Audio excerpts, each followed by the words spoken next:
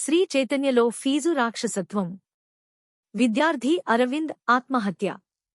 వంట పని చేసే తల్లిదండ్రుల ఆవేదన. అమ్మ ఒడి వచ్చాక ఇస్తామన్నా వినని కార్పొరేట్ గుండెలు. తీవ్రంగా అవమానించి ఇంటికి పంపిన శ్రీ చైతన్య సిబ్బంది. మన స్థాపనతో మొదటి సంవత్సరం విద్యార్థి ఇంట్లో ఫ్యానుకు ఉరేసుకుని ఆత్మహత్య. కుటుంబ సభ్యులతో శ్రీ చైతన్య ముట్టడి. కాలేజీకి చేరుకున్న పోలీసులు. శ్రీ చైతన్య కళాశాల యాజమాన్యం ప్రదర్శించిన ఫీజుల రాక్షసత్వానికి కాకినాడలో ఒక పచ్చని ప్రాణం బలైపోయింది.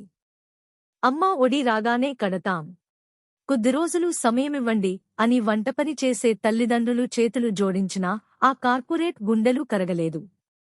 తరగతి గదిలో తోటి విద్యార్థుల ముందే నిత్యం సాగిన మానసిక వేధింపులు.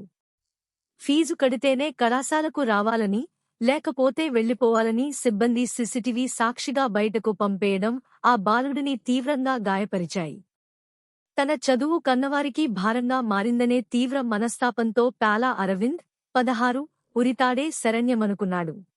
ప్రభుత్వ సాయం అందేలోపే ఒక విద్యాకుసుమాన్ని బలి తీసుకున్న కార్పొరేట్ దందాపై ఉమ్మడి గోదావరి జిల్లాల బ్యూరో ప్రత్యేక కథనం.